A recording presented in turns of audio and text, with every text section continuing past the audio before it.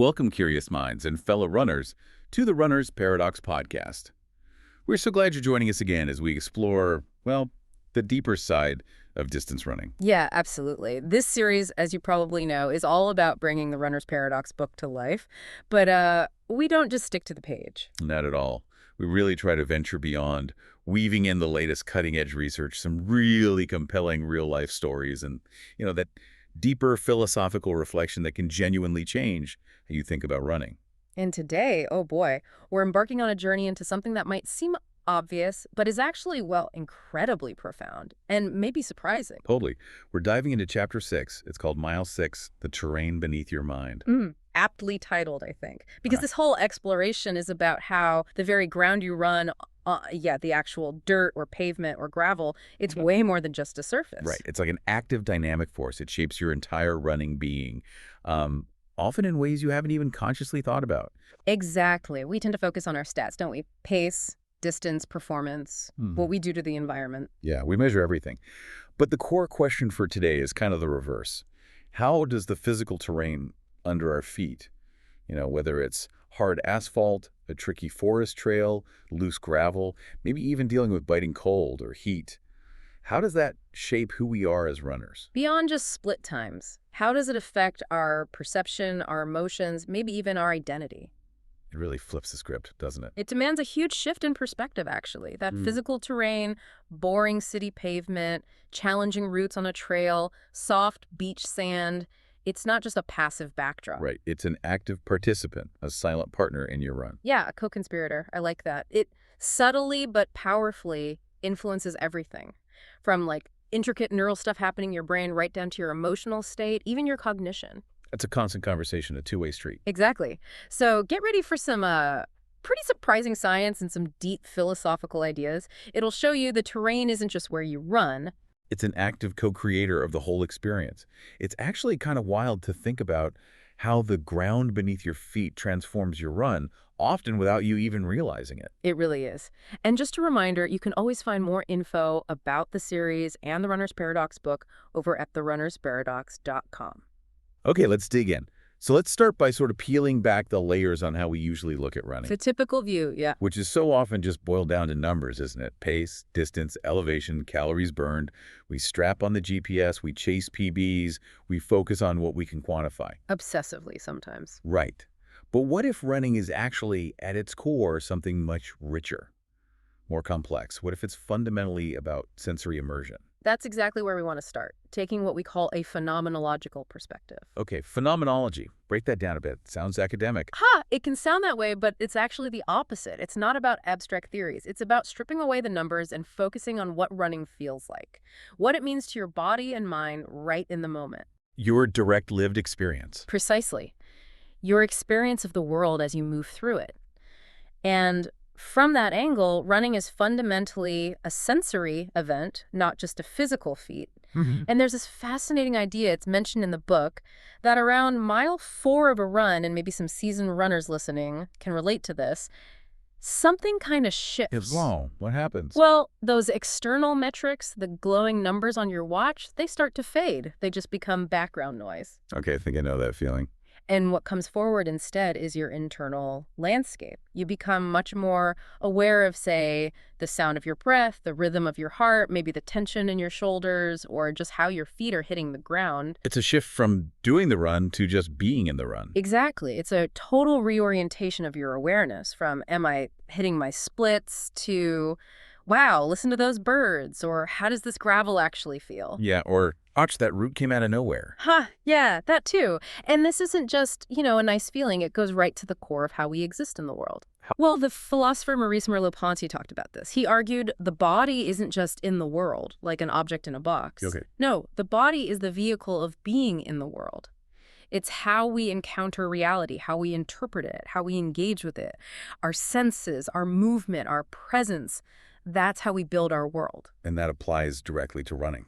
Profoundly. Your body isn't separate from the path you're on. It's woven into the experience of that path, constantly shaping it and being shaped by it.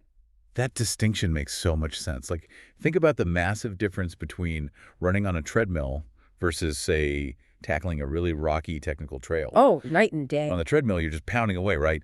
The scenery is static, a wall, a TV maybe, Yeah. and your mind just wanders. Grocery lists, work problems, whatever. Yeah, total dissociation sometimes. But then you step onto that rocky trail. Mm. Suddenly your mind isn't wandering. It's locked in.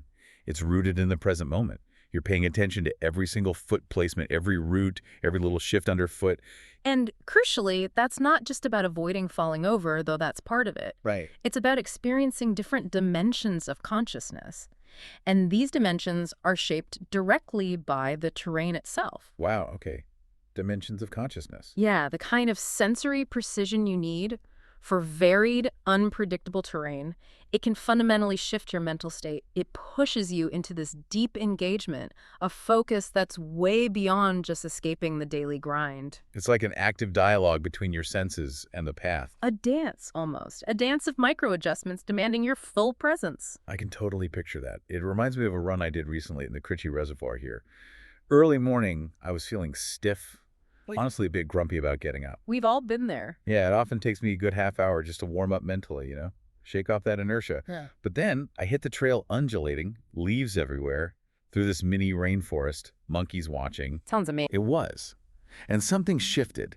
The rustling leaves, the canopy opening up. I wasn't just moving, I was engaging. I felt this pull to conquer the trail, navigate the roots and rocks. The terrain provoked something in you. Exactly. And afterwards, despite the stiffness and the challenge, I felt this incredible sense of pride, like a real breakthrough. The terrain wasn't just a path, it turned a chore into a triumph. That's a perfect illustration. The environment becomes part of your internal story. It shapes your psychological response, and it's also why runners can happily run the same loop, day after day. Right. To an outsider, it looks boring, repetitive. But for the runner, the experience of that same path changes every single time. you're never really running the same path twice, are you? Never. Which highlights this idea of the mutability of the path. So many little things constantly change the environment and our experience of it. Like what? Well, time of day is huge. An early morning run, pre-dawn, maybe foggy. It feels spiritual, almost dreamlike, right? Familiar trees look mysterious. Totally different vibe. Then run that same path. At 8 a.m., sun blazing, people everywhere. It becomes ordinary, mundane even. And the type of run must matter too.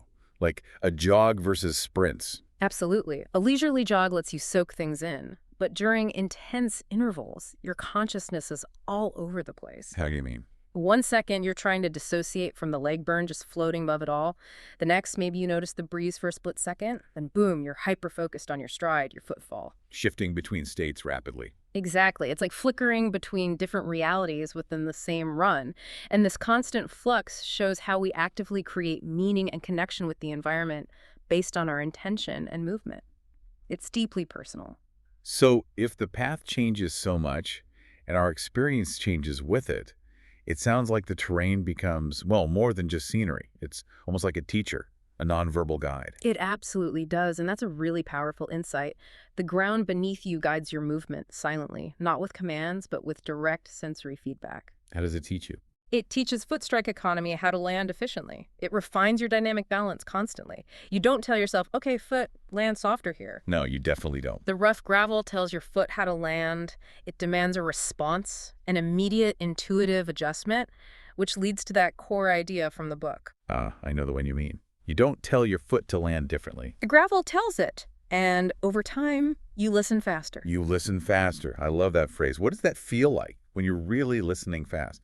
Is your conscious mind just out of the picture? Pretty much. Listening faster isn't intellectual, it's embodied intelligence. Embodies intelligence. Okay. Think of it like this. Your body isn't just taking orders from your brain upstairs. It's learning directly from the world, accumulating wisdom in your muscles, your nerves. Like your feet have mini brains. Huh. Mini brains in the feet. I like it. This knowledge isn't learned in a class. It's acquired through constant friction, unconscious adaptation. Every root, pebble, slope gives microfeedback. Your body adapts, building this huge runner's neuromuscular library. A library of movements and responses. Exactly. Intricate patterns, balance adjustments, precise reactions, all learned directly from the ground. It refines your ability to move efficiently, safely, in all sorts of conditions. Your conscious mind sets the direction, maybe, but your embodied intelligence handles the thousands of micro Which decisions. is a perfect bridge to the science, because this isn't just a nice idea. There's actual neurophysiological adaptation happening. So what's the latest research telling us? What evidence supports the environment being this active participant? Well, yeah, the science is catching up, which is exciting. Recent findings, especially from the last couple of years, 2022, 2023, are really backing this up with concrete evidence. Okay, lay it on us. Finding number one, uneven terrain and gait. Right.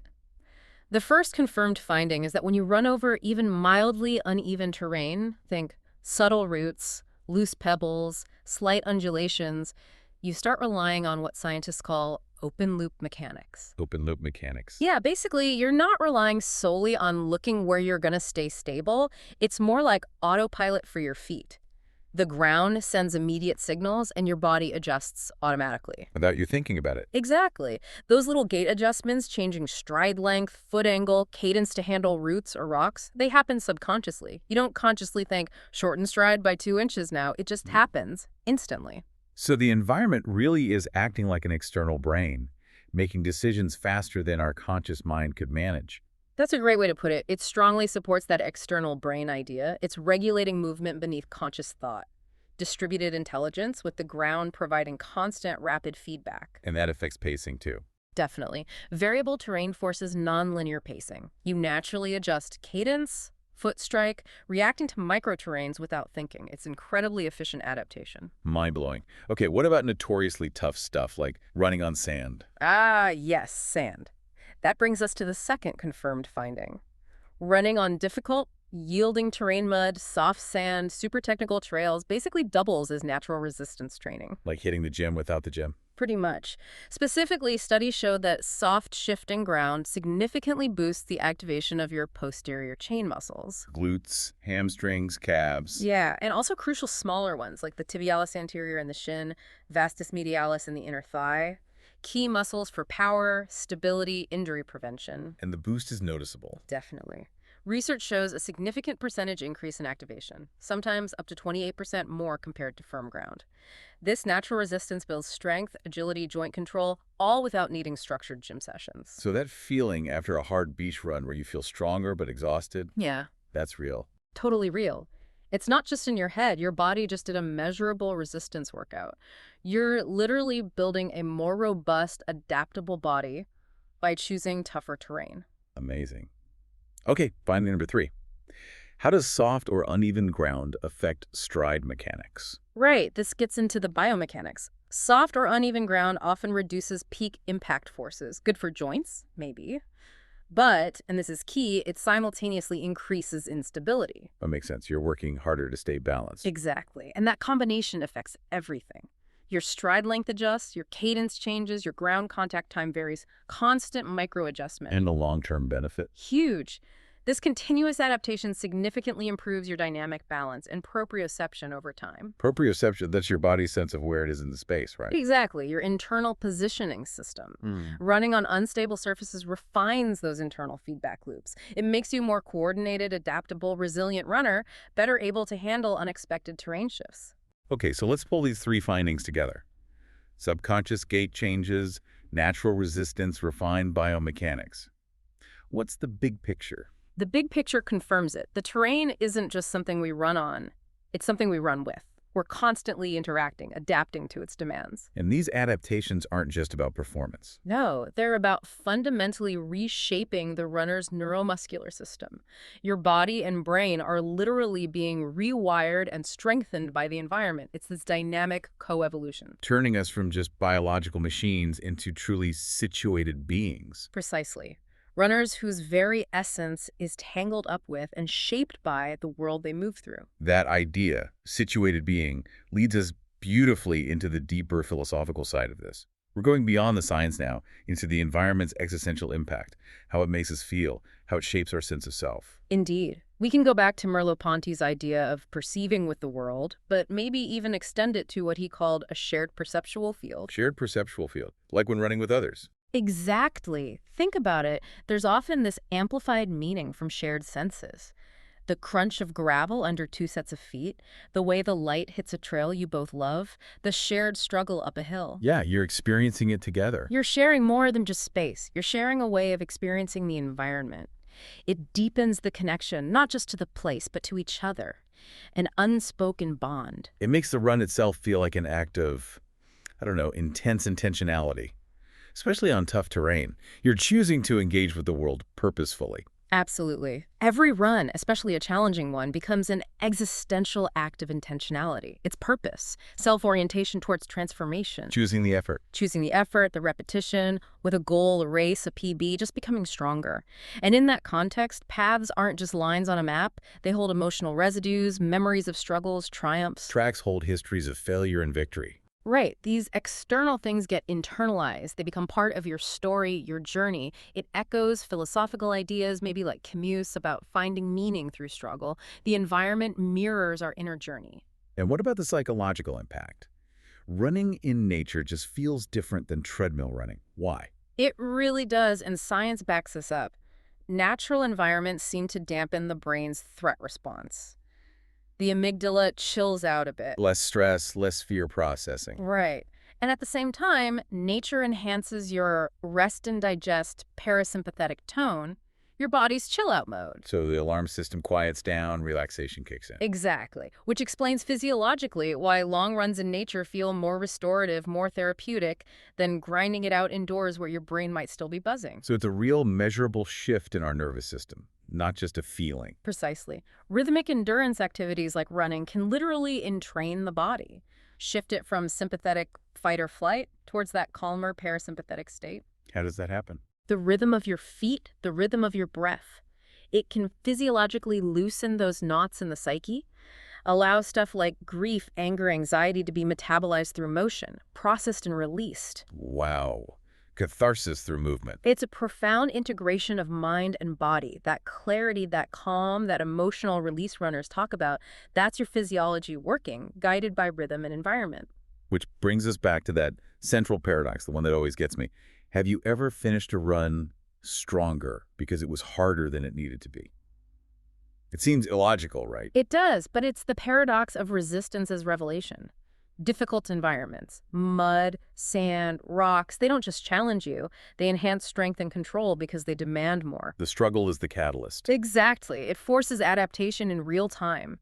Recruit muscles differently, refine balance under pressure. The resistance reveals inherent strength capacity you didn't know you had. Fostering accomplishment, resilience. And self-knowledge, a revelation found through struggle. It's such a powerful concept. And just a reminder for everyone listening, this deep dive into the runner's connection with their environment is just one part of what we explore in the Runner's Paradox podcast series. We're always trying to bring the book's ideas to life with new research and reflections. You can find much more at therunnersparadox.com. Definitely worth checking out. So let's push this idea of the terrain as an external brain and teacher even further. It's not just poetry, right? It has real practical meaning. Not at all poetic fancy. It's deeply practical, scientifically supported. The terrain itself, that sudden route, loose scree, unexpected hill, it guides your pacing, your effort. By forcing those split-second decisions. Exactly. Decisions your conscious mind is too slow for. Think about a technical trail. Your body's constantly adjusting foot placement, balance, stride, without conscious commands for each muscle. The ground dictates the immediate response. Making the safest, most efficient choice for you in that instant. Right, often bypassing slower conscious thought. It's like the environment handles some complex calculations, freeing up your conscious mind. Freeing it up for what? Well, sometimes, for emotional access, certain environments, because they demand such intense focus, quiet the usual mental chatter. The anxieties, the to-do lists. They fade. And when you're locked into navigating a tough trail, that quiet space allows deeper emotions, grief, stress, even creative sparks to surface organically, processed in a different way. The environment creates space for internal experience. Yeah, a unique space for reflection or release. So this really suggests we should reframe how we see different terrains, not as obstacles, but as opportunities for growth, play, discovery. That's exactly the mindset shift. It's transformative. Every terrain offers unique value. Soft grass or gravel, great for developing those tiny balance mechanisms in your feet and ankles. Strengthening stabilizers. Right, improving agility, resilience. Slopes, Downhill, you can learn to lean in, use gravity, build quad strength while relaxing into the descent. Uphill, brutal, yes, but builds power and massive mental toughness. Even headwinds, they're just annoying. They can be, but reframe it. A headwind is dynamic resistance training. For your core, arm swing, breathing, it demands different effort, builds specific endurance, and maybe more importantly, huge mental fortitude. Okay, I can see that. This constant play with the environment, deliberately varying things, keeps running fresh, engaging, full of learning for body and mind. It makes every run unique, even on the same trail. So boiling it all down, what's the big takeaway for the listener? Why should they care about this deep connection with the environment? What's the so what? The so what is simply the power of awareness. If you actually become aware of how you react to the terrain, if you pause just for a second and notice how it feels, how your body responds, how your mind shifts, Then what? then you gain something way more profound than just a fast time. You unlock a better quality run, a richer, more meaningful experience, no matter what the watch says. Mindful engagement. Exactly. It's an opportunity not just to explore the world, but to understand your place in it. To consciously decide how you'll respond to its challenges, its gifts, how you'll let it shape you. Paying attention to what you're feeling, sensing every mile. To maximize the richness, the transformative power of every single run. It turns a physical act into a journey of self-discovery. Wow, that was quite the journey through mile 6, the terrain beneath your mind. So just to recap the core message, the environment isn't passive. It's active, dynamic, shaping us physically, mentally, emotionally. It really does act as that external brain making decisions and a profound teacher constantly refining us. And we hit on that powerful paradox. Difficult environments, the resistance they offer, actually lead to greater strength, resilience, and insight. Yeah, the struggle reveals our capacity. Growth comes through adaptation. And that quote from chapter 6 really nails it. You don't tell your foot to land differently. The gravel tells it. And over time, you listen faster. Such a great line. So we really invite you, on your next run, to maybe think about some of this. To open your senses, your awareness to the ground beneath you. As you head out, maybe ask yourself, how does your chosen running environment actually influence your mood? Before, during, and after. Remember, different terrains really can evoke different states. Nature often brings calm, reduces stress, compared to maybe indoors or busy city streets. And what specific adaptations, physical or mental, have you noticed in yourself from running on varied terrain, say if you mix up trails and roads? You know, those subconscious gait changes, better balance, maybe feeling stronger in certain muscles, that's your embodied intelligence getting refined. Or think about unpredictability. How do those sudden roots or rocks challenge your sense of control? It forces that shift from conscious steering to automatic adaptive responses, showing how the environment really can guide you without you thinking about it. And can you recall a time when a really tough run, muddy, sandy, super hilly, ultimately made you feel stronger, more accomplished afterwards? That's the paradox of resistance, right? Right. Difficulty leading to revelation and real gains in strength and agility. Definitely. And how about that external brain idea? In what ways do you feel the terrain itself helps regulate your pacing or effort, maybe forcing adjustments you wouldn't consciously make? Those micro variations dictating foot strike and cadence. And how does running in nature versus maybe a treadmill affect your sense of just being present, being connected to your body, your internal state? Natural settings encourage that sensory precision, dampen the threat response, leading to deeper, more restorative runs. And beyond the physical, what emotional or cognitive shifts do you notice with diverse environments? That rhythmic movement can really entrain the nervous system, leading to clarity, calm, maybe even processing emotions as you find flow. Finally, maybe ask, how might recognizing the environment's active role change your approach, your choice of routes? Seeing terrain as a teacher might encourage you to intentionally seek out different surfaces, shifting focus from just mileage to purposeful interaction. We really hope this discussion has given you some new ways to think about your runs and that connection you have with the world you move through. Absolutely. And remember, this is just one facet of the ideas explored in the Runner's Paradox book and throughout this podcast series. Yeah, there's so much more. To dig deeper into the book, explore other episodes, find transcripts, just head over to therunnersparadox.com. Thank you so much for joining us on this exploration of Mile 6, the terrain beneath your mind. It's been great. And next time, we're shifting gears quite a bit. We move from the individual journey through terrain to the crowd. Chapter 7, Racing. Exactly. We'll dive into the unique dynamics, the transformative power of racing, Themes of competition, sure, but also community, courage.